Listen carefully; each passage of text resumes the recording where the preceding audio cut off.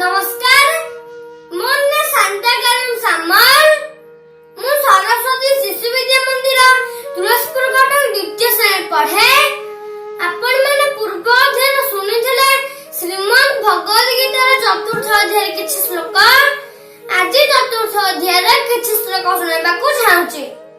ଆପଣମାନେ ମୋ ଚ୍ୟାନେଲକୁ ସବସ୍କ୍ରାଇବ କରନ୍ତୁ। ଶ୍ରୀମଦ୍ ଭଗବତ ଗୀତାର ପ୍ରଥମରୁ ସବୁ ଶ୍ଲୋକ ଶୁଣିପାରିବେ। ଗଣେଶ ବନ୍ଦନା।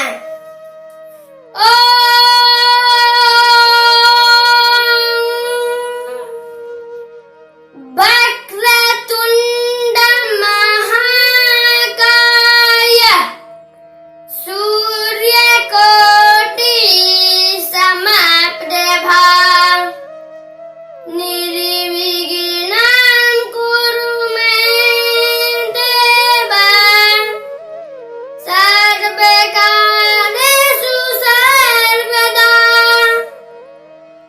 ओम श्री परमात्मने नमः।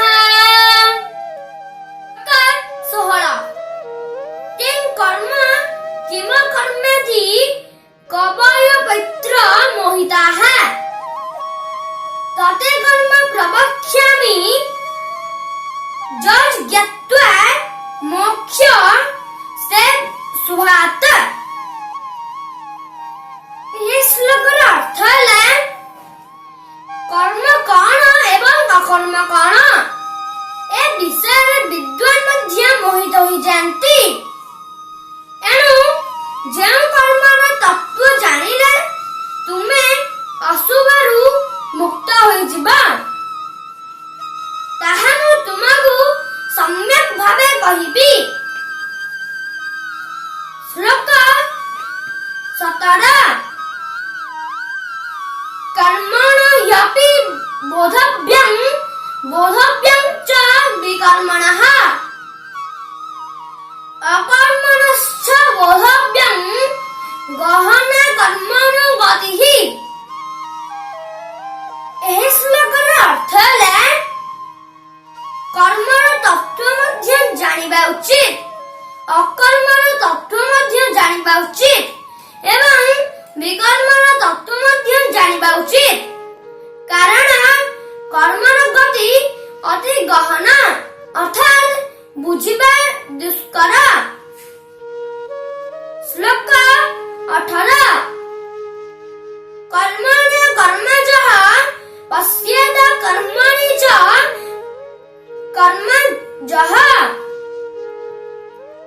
सा बुद्धिमान् नुष्यस्यु स युक्तः कृष्ण कर्मकृत्।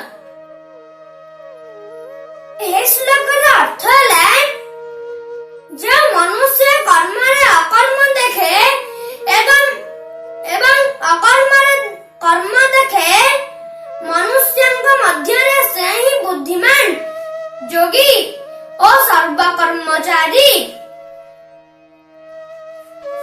ଶ୍ଲୋକ 19 ଯସ୍ୟ ସମ୍ପେ ସମ୍ଭାରମ୍ଭଃ କାମ ସଂକଳ୍ପଃ ବର୍ଜିତାଃ ଜ୍ଞାନାଗ୍ନିଦଗ୍ଧକର୍ମାणं समाहुः पंडितं बुधः। यह श्लोकर अर्थ है जहार समस्त कर्मर आरंभ संकल्प और कामनार मुक्त तथा जहार समस्त कर्म ज्ञान रूपक अग्नि रे भस्म हो सारी ताकू ज्ञानी जन मध्य पंडित कहती। श्लोक 20 त्यक्त्वा कर्म फलासङ्गं नित्यतृप्तो निराश्रयः कर्मण्यभिप्रवृतोऽपि नैव किञ्चित् करोति सः। एह श्लोकर अर्थ है जे कर्मर फलर आसक्ति परित्याग करी आश्रय रहित और सदातृप्त से उत्तम रूपे कर्म रे प्रवृत्त होइथिले मध्य वस्तुतः किछि ନମସ୍କାର। ମୋ ଭିଡିଓଟି ଆପଣମାନଙ୍କୁ ଯଦି ଭଲ ଲାଗିବ ଲାଇକ୍ ସେୟାର ସବସ୍କ୍ରାଇବ କରିବାକୁ ଜମା ଭୁଲିବେ ନାହିଁ। ମୋର ଯଦି ଭୁଲ ହେଇଥିବ ମତେ କ୍ଷମା କରିବେ। ଜୟ ଜଗନ୍ନାଥ।